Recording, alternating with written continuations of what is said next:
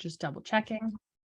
All right, we've started recording. So you can start by introducing yourself and a little bit of what you do. And then I'm going to ask you different questions about like different things that you cover within your Sure. area of expertise. Sure. Well, my name is Robert Brennan. I've been practicing law for 35 years. My office is in Montrose, California. There's three major practice areas where we specialize. Number one is serious personal injuries. Number two is lemon law. That's defective cars, boats, RVs, motorcycles, that type of thing. The third is wrongful credit damage and identity theft cases. When people have false information on the credit reports that they cannot get rid of, which happens quite frequently, or they're victims of identity theft and they can't straighten it out, they can't make it, they can't fix it. There are both federal and California laws that can help you in those areas, and those are the three areas where I do most of my practice. I also, pick up occasional cases from my friends that are not in those three areas, but those are the three areas I'm known for. That's awesome. Okay, cool. So, do you have any advice for people to help them avoid getting their like identity stolen or things like that, like different ways to sort of prevent that? Or I think, well, there's a number of things. I'll go through the ones that I'm familiar with, and obviously there's others. Sure. First of all, the Federal Trade Commission has a whole page specifically on this, ftc.gov, and you can go through that, and that has a lot of very useful information about how to prevent identity theft, and also if you are a victim of identity theft, what to do about it. Preventing it, I'll go through my top 3 or 4 notions about preventing it. Number one, for any kind of bank or finance website that you're using, use two-factor identification. It's a pain in the keister to have to take longer to log on. I know that, but sending that little code to your cell phone, that makes your financial and your banking websites literally 100 times more secure. So your password, I promise you, enterprising hackers can get your password. They can. There is no 100% guarantee. At different times, I've been contacted by people, and it's like, we will pay you any amount of money for a 100% guarantee that we're sorry, we're 100% protected from identity theft. And I tell them it's impossible. It is impossible. If you live online, and pretty much we all do these days, to a greater or lesser extent, you're going to need to practice better internet security, and two-factor identification is probably one of the best ones. So any banking and finance website, also any website where you have personal information. Remember, an identity thief can steal your information with too much of your personal information. So for instance, Facebook or Instagram, if you have your name of your family members, your name of your pets, your address, other things like that, eventually you're going to be putting information out there that is sufficient for an identity thief to steal your information. So two-factor identification on your social media is probably a good idea as well. So I would say, I'm sorry, Ali. You're all good. I would say number one is two-factor identification. I'd say number two is just become familiar with online phishing and online scams. I will say at this point in my life, I'm very good at it. I have not been tricked by an online phishing or scam ruse for at least the last 3 or 4 years, but I have been a victim in the past. Number one to know is that, obviously anything that just seems too good to be true probably is too good to be true. Click here and claim your $10,000 prize. I mean, why would you? Number two, look at the return email addresses. I mean, I get emails all the time. Your Microsoft Outlook account is about to be suspended, but then I look at the return email address, and it's Jones at abc.lac.mat, and I'm like, what? It's not coming from Microsoft. I mean, have a look. Number three, if you have any doubt, pick up the phone and call. I mean, Call the customer service line, send an email to customer service line. Chances, when you get these emails and they're just phishing emails or emails that are trying to get you to put in your personal information, just don't. Call your bank. I'm sorry. My throat is dry today, and I really apologize, Ali. I don't know why it's dry, but anyway, we'll do the interview even though I have a dry throat. My throat does not have two-factor identification. That is the problem. So I understand completely. I'm dealing with the same thing. So if I start coughing, like, we're on the same page. Yeah, it's not, I don't have COVID. I just, periodically I have a dry throat. I get it. Where did you go? The thing is, when you get any kind of email that is asking you to put in your personal identification or your passwords, just right there, that should be a red flag right away. When I get an unsolicited email that is telling me to provide my personal identification or any of my passwords, I just don't. If for some reason it looks legitimate, I will call or email the company separately. The problem that you have with a lot of these phishing things is it appears that it's all urgency, like right now. Like you have to put in your personal identification information or your passwords or your social security number right now.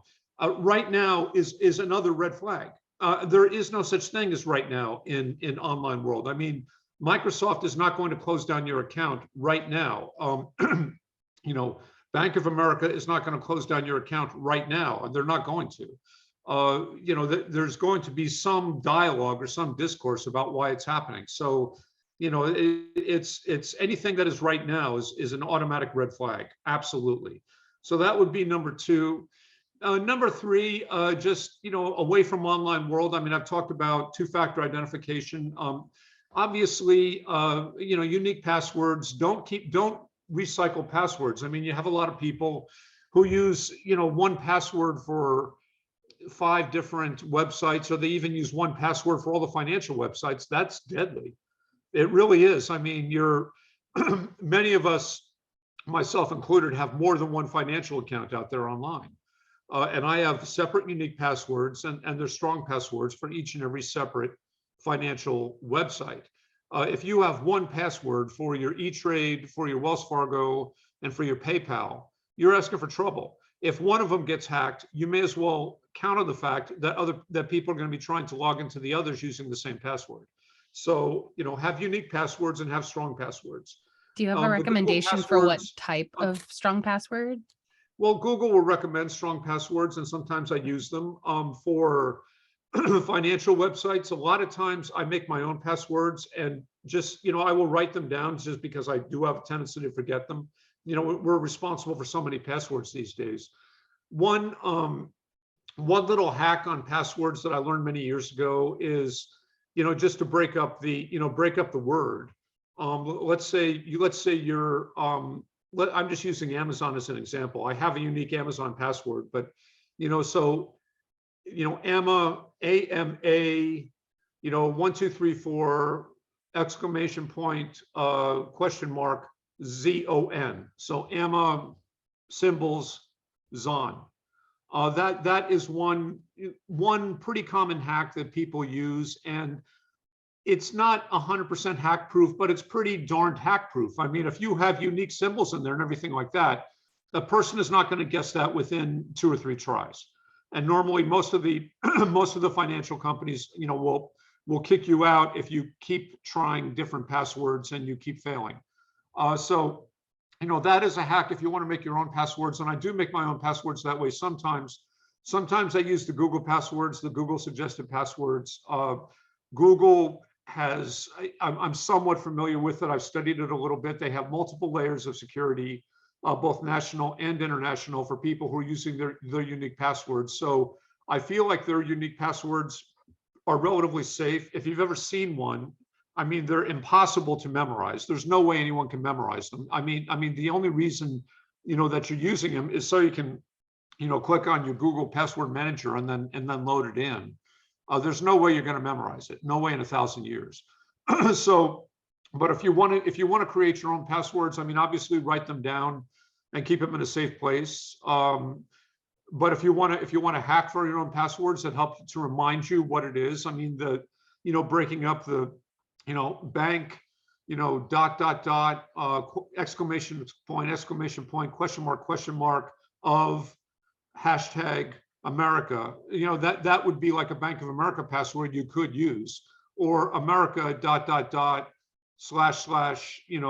bank, dot exclamation point, whatever. I mean, in short, whatever the password is, you take the name of it and you basically turn it into a password by breaking it up or by, adding symbols in between, that type of thing. That's a good hack for creating your own passwords. Obviously, I think it's very dangerous to use any passwords that are on your social media. So if your dog's name is Fido, don't be using Fido as a password. Don't use sequential numbers, 1, 2, 3, 4, 5, 6. Don't use password. I mean, some people use the word password as their password. That is stupid. Don't use word pass as your password. That is stupid. You can make unique passwords for each individual website that you're using without dipping into your social media to pull out stuff that people will be able to find on your social media. Don't use your mother's name. Don't use your address, things like that. I mean, people can find that on social media or not on social media. I could do a search on Intellis or a Zaba search or something like that. I could find out your address. I could find out portions of your telephone number. I could find out your age. I could find, on your Facebook, I could find out where you were born. I could find out where you went to high school. I mean, you could obviously take a lot of the stuff off your Facebook, but people don't. I don't worry about it so much because I use unique passwords. I mean, my passwords have nothing to do with, where I went to school or who my mother was or anything like that. And that obviously is very important. That would be number 3. Number 4, and that is just when you're out and about, be aware of your surroundings. I would say, if you're getting money at an ATM, it is very, very important these days to only go to the ATM of your bank branch, unless it's an emergency. You will have security for your ATM card at that bank branch. So if you have a Wells Fargo card and you go to a Wells Fargo bank branch, there will be good security for that Wells Fargo card being used at that Wells Fargo bank branch. If you take it to some random ATM in downtown LA, which is owned by some investor somewhere and probably has 1/10 the security of an ATM that's at a bank branch, then you're asking for trouble. I mean, obviously, if you're in an emergency, you get mugged, for some reason or another, you still have your bank card. You can access your money at one of these remote ATM locations. I mean, if it's an emergency, you have to, but I got to tell you, I would go back home and I would probably, I'd probably immediately ask for a new card or change all my passwords. I probably would. Like after using a public ATM like that? Yeah, if you're going to a public ATM, I just don't use public ATMs. I don't. If I'm in a situation where I think I'm going to need cash, I stop at my bank branch ATM before I go. I just don't use public ATMs. And finally, just I said 3 or 4. I guess I'm going on to number 5. Be aware of your surroundings. The thing is it's corny, but for instance, if you go to a self-serve gas station, if the little place where you slide your credit card is loose, that's a danger sign. That means that someone may have broken into the back of the machine to put a skimmer in there. When you go to an ATM, if someone is standing right behind you, I would turn around and I would tell them to please back off a few feet. You don't want them looking at your password, even though it's unlikely that they're going to be able to access your account. I just don't want them looking at my password. I don't. A good little hack, I think, for your listeners would be to go to, you could Google, like, what are the key ways that they will skim your credit card. You could Google that question and there are many. I mean, I cannot possibly cover them unless, we want a 72-hour session here, and I don't think we want that. But it's just be aware of skimming. Skimming is less prevalent now, and I want to tell you why. The chips are more secure than the strips on credit cards. So 10 years ago, we were all on strips, and there was a lot of skimming going on. The credit card industry, led by Visa, basically transferred over to the chips. The chips, and especially the touch chips, where you can just basically touch the website and now that records it, even though that feels a lot less secure than sticking your credit card into a slot somewhere, it's more secure. And the chips, and especially the chips where you can just basically touch it to the portal, those right now are the most secure method of using your credit card. It's not to say anything is 100% foolproof, but when you're using your chip, no one is going to get the information off of your strip. And when you're using your chip just touching the screen, there's nothing in the receiving portal that is going to be storing any information like they used to store from when you used to use the strips. When they used to use the strips, I mean, basically the skimmers would steal the information that was on your strip. There is, at this time, not that I'm aware of, there is no skimmer for when you use your chip. There's no skimmer. So I would say, just transfer over to using your chip as much as possible. Be aware of your surroundings. Only use your bank branch ATM unless it's an emergency. Those are some of your basic out and about, hacks for protecting your identity. There's times, when you can't avoid using your debit card or something like that, like Uber these days. No, Uber will go right through to your account. But I mean, where was I recently? I was in Chicago, and I couldn't get an Uber for some reason, and I had to take a taxi. And the taxi was having me, swipe my debit card into the machine. That's how I was paying the taxi driver.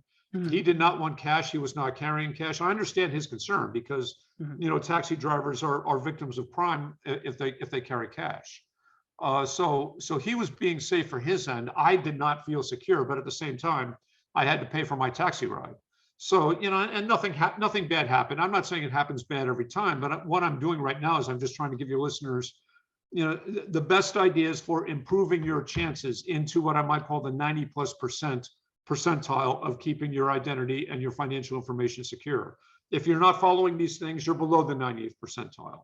If you are following them, you're above the 90th percentile. But there is no 100th percentile, and that's part of the 21st century. Yeah, which totally makes sense. Thank you so much. That's like incredible advice, especially now in the digital age. And now all this stuff is going to go on TikTok too. So I think that like the kids and stuff like that are so worried and so scared about like things being stolen from them, but they don't know how. So I think that what you're saying is incredibly informative of like, well, this is exactly how they get that information. This is how you stop it. So I really super appreciate that. Absolutely. And I think I've spoken now for a long time on this subject, but I think at this point, for the immediate information to help your listeners, I think I've probably given you what I consider to be the best information. I mean, we could dig deeper, but but that is the immediate information. We can go into another topic if you want, because you said that you cover like personal injury and stuff. Yeah, right? Personal injury, lemon law. And I'll also talk briefly about false credit reporting. Personal injury, a good thing in the 21st century for personal injury cases is your cell phone. Again,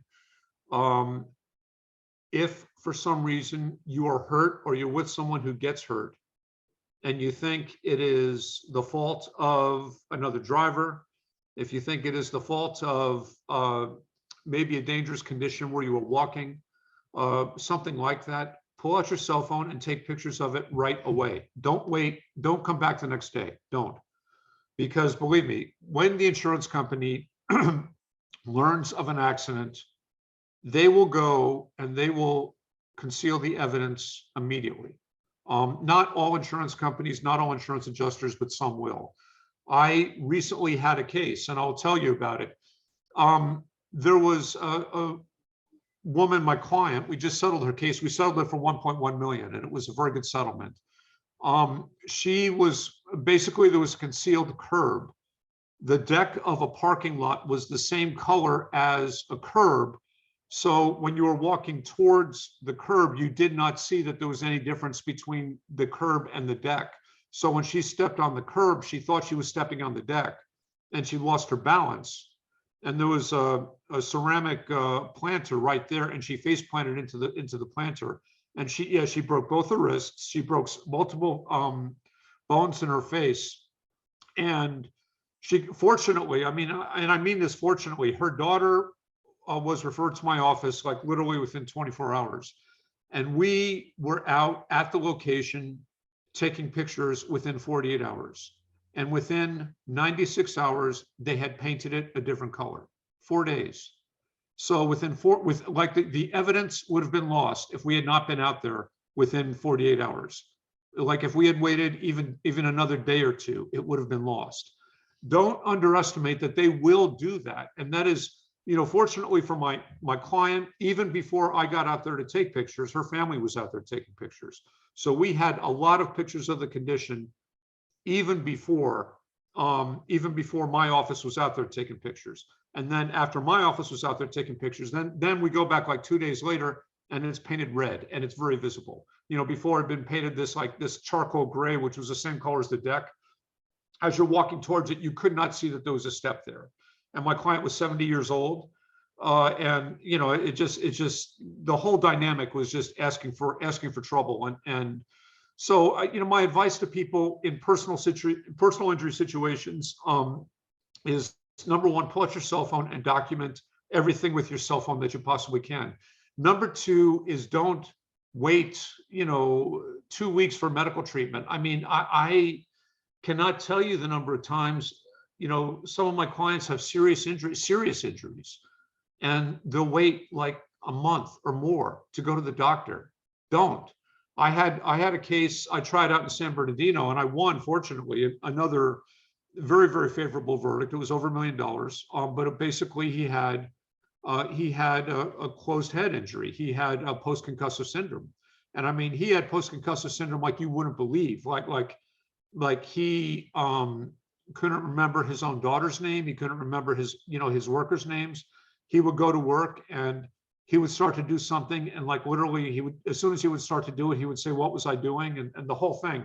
I mean, he had very, very severe post-concussive syndrome, but he was this tough guy. He didn't go to the doctors unless he had both his legs sawed off. And of course, when we tried the case, the other side showed up and said it couldn't have been that serious because he waited a month to go to the doctors. Fortunately, I had his coworkers and his family come in and say, no, that's not who he is. He is the guy who's not going to go to a doctor unless literally his heart is jumping out of his chest. I mean, otherwise he's not going to go to a doctor. The jury obviously believed us. But so it's, there is this stigma that going to a doctor when you've been injured means that you're a wimp. And it's just not true. There is nothing wimpy about going for a checkup if you think you've been hurt. I watch football. I played football when I was in high school, and I watch football on TV now. And if there's any question about whether a player has been hurt, they immediately go to the tent. Immediately. They go to the tent, the blue tent. They're in the blue tent. They don't, go back on the sidelines, and the coach, this is like 30 or 40 years ago, the coach would say, shake it off, get back in there, we need you. That type of thing. They don't do that anymore. They don't. They immediately go to the tent. You should live your life the same way. Or your listeners should be living your life the same way. It doesn't mean you're wimpy. It means that you are concerned about your health, and you're concerned about your health enough to get at least a basic checkout if you think you've been hurt.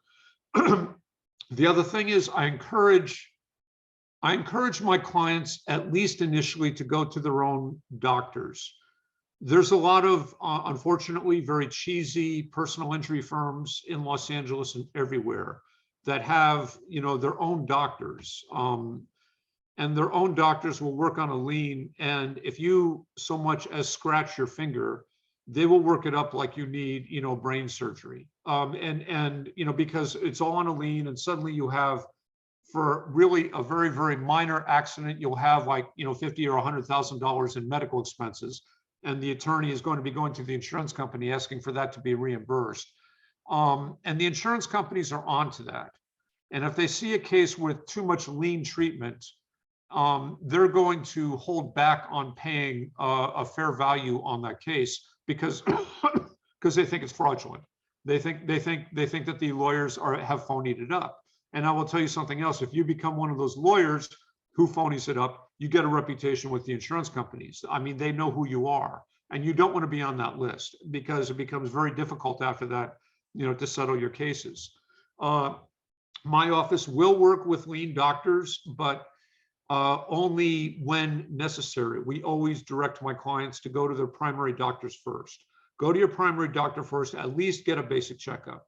If you have continuing problems, after that, if your primary doctor is not capable of resolving it and doesn't have a good referral for you, and you need a lien doctor, my office can of course provide referrals to lien doctors who are good doctors. These are not cheesy doctors. And believe me, I stay away from cheesy doctors, and good lawyers should stay away from cheesy doctors, and people who are hurt should stay away from cheesy doctors. I mean, there's also the issue of unnecessary surgeries. I mean, a lot of times these cheesy doctors will recommend surgeries and even perform them when they're not needed, just to basically pump up the medical expenses so that the lawyer can settle the case for more. I mean, I will tell you, I've had surgery. I've had necessary surgery in my life. And I'd say most people I know have had some necessary surgery in their life, but a completely unnecessary surgery just to basically pump up the value of your personal injury claim, that's stupid. I mean, any surgery, even a local anesthetic surgery that's performed while you're conscious, there's dangers to it. You do not want to get an unnecessary surgery. When you need a surgery, get one. I mean, no question about it. But that's why I say, go to your primary doctor first. If thereafter you need lien doctors, my office, and I'd say most good personal injury lawyers, no good lien doctors that we can send you to. But don't be going to these cheesy doctors that just want to basically, no matter how small your injury is, they want to make it sound like you're in a coma on a ventilator. I mean, it's ridiculous. Yeah. So that's, yeah, exactly. And work with your lawyers and also manage your expectations. I mean, and let your lawyer manage your expectations. I mean, I hate it when people come to me and, oh, my case is just like that case 5 years ago that I read about that you did, where you got a $4 million verdict or something like that. And my case is just like that. I don't know if your case is just like that. Every case is very, very different. It may be worth more, it may be worth less. But let me take a good look at the case, and let me take a look at what's going on before we start talking about case value. I mean, people roll into my office, and sometimes with minor injuries, sometimes with more serious injuries. But I mean, the first thing they want to talk about is case value. I try my best to give an honest assessment of case value. I have lost cases. They've gone to other lawyers because I gave them an honest assessment of what I thought the case was really worth. They went to other lawyers who gave them different advice, and they ended up settling for what I originally recommended, or like very close to what I originally recommended, because I knew that there was going to be problems with the case. I knew it was not going to be everything that that they wanted. So I mean, there's no reason not to consult with different lawyers and find out who you trust, find out who you believe, find out who's the most experienced and who's the most credible, who's going to put the most effort into your case. Those types of things. There's nothing wrong with that. There's nothing wrong with that at all. There is something wrong with shopping amongst different lawyers just to try to get a better promise of what the case is going to be worth, because no lawyer can really tell you what your case is going to be worth. You could think you have a $10 million case and you could go to trial and you could lose and walk away with nothing. That has happened. Fortunately, it hasn't happened to me, but believe me, it's happened. And you don't. It's like any lawyer is going to tell you there's risk involved. I can give you a general idea of what I think your case is worth. I can give you a range of where I think we could probably get a settlement offer. But at the end of the day, work with me and I'll get you the best possible result. But I cannot promise you any specific offer because that's controlled by the insurance company. And I can't promise you any specific verdict because that's controlled by the jury, but I will do my best. I mean, that's obviously, that's obviously the best advice and the most truthful advice you could give. That's awesome. Well, thank you for that. That was so comprehensive and fantastic. I think everybody's gonna like really enjoy that, because it's really hard sometimes to hear that like you can go to a lawyer and trust what they say. You can go to a doctor and trust what they say, and you can go and like, have your voice be heard. You just have to be realistic about your expectations, which I think is really smart. Yeah. Would you like to talk about, in our last, I don't know, 7 or so minutes that we have on the Zoom call, would you like to talk about lemon law and what that is? Sure, I'll talk about lemon law. Basically, defective cars, boats, RVs, motorcycles, when they're covered by warranty, you have to give the manufacturer a reasonable opportunity to repair it. If they don't repair it after 2 or 3 tries, maybe for a more serious problem, for a less serious problem, maybe 3 or 4 tries, maybe 5. Give the manufacturer a realistic opportunity to fix the car. But then if they can't fix it, if the problem keeps coming back, or if you have something, I recently settled a case against Tesla of all things, where it was just, it was a whole bunch of problems. It wasn't just any one problem. But just like literally every time my client got the car back, 3 more problems would come up. And these are not small problems. These are, serious problems concerning, the actual operation of the car. So give the manufacturer an opportunity to fix it, but if they won't or they don't, then you should be calling a lemon law lawyer. And we do a lot of lemon law. And basically, the clients we can help are the ones, who buy a car new or a relatively a recent model, a recent year model used car. If someone, we get calls all the time, someone bought a 1999, Toyota or something like that, and they're having problems with it. The car's too old. You need something that is like within the last, 3 or 4 years in terms of model year. Otherwise, the manufacturers just don't pay attention to it. It has to be bought with a warranty. If you buy it as is, you're usually taking yourself out of the lemon law in most cases. And you have to buy it from a franchise dealer. If you buy it from a small independent dealer, if you buy it from a private party, in general, we cannot help you with lemon law. But generally, you can get your money back. The attorney's fees are paid by the manufacturer, and there's also the opportunity for a civil penalty, which would be basically double your damages. So, like if your purchase price on the car is $50,000, you have the opportunity to get to an additional $100,000 for a willful violation of the California lemon law. So that's in a nutshell what the lemon law is, and it's not only passenger cars, it's also RVs, it's also trucks, but not if it's part of a fleet. More like passenger-sized trucks. They have to be less than 10,000 pounds gross vehicle weight rating. So I could definitely help someone with a pickup truck if someone has like a big rig that they're rolling down the highway. That the lemon law will not cover that. The lemon law will cover RVs, it will cover motorcycles, it will cover boats. So those types of things. That's basically what the lemon law is. A lot of times we try to settle the cases without litigation, but if we can't, then we go into litigation. And frankly, over the years, we've done very well. I've been doing lemon law since the 1990s.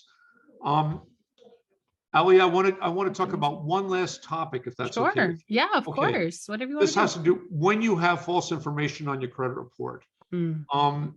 Let's say and I'm just picking randomly Bank of America, and let's say the information is coming from a Bank of America credit card. People's first impulse will be to contact Bank of America to get the false information off your credit report. There's no problem with doing that, but if you want to give yourself rights under the Federal Fair Credit Reporting Act, you have to file a dispute with the credit bureaus, Experian, Equifax, and TransUnion. And I'm really strongly recommending that people do it with a certified letter. I know no one writes certified letters these days, but I want to tell you, like if you use their online dispute portal, or if you call on the phone, you have no record of what your dispute was.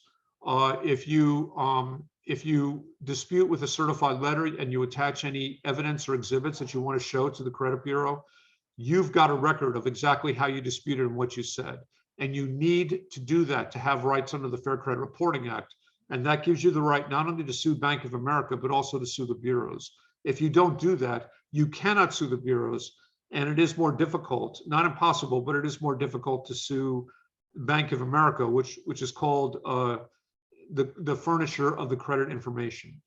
And we've done very well with the credit reporting cases, but your clients need to know that. Dispute with a certified letter to the bureaus where the false information is reporting. You can CC the furnisher, which is Bank of America, and that's how you go through the dispute process with the credit bureaus. You need to do that to get your rights under the Federal Fair Credit Reporting Act. That's fantastic. You're amazing, Bob. Oh, I Ali, you're appreciate amazing. you. Cut it out. You're amazing. I so appreciate your time and all the information. I've learned so much, so I can't wait to put it all together for all the listeners to hear and all of that. I so appreciate you taking the time and coordinating with me and like all of that stuff. Everything you have to say is absolutely incredible and very necessary. So thank you so much for your time and your advice and everything. Well, Ali, thank you. Thank you for having me as a guest. It's been an honor, and thank you so much. Of course. And if there's nothing else, I hope you have a lovely and wonderful day, and we'll be in touch. I'll let you know when the videos are all strung together. Thank you so much, Ali. Bye. Okay.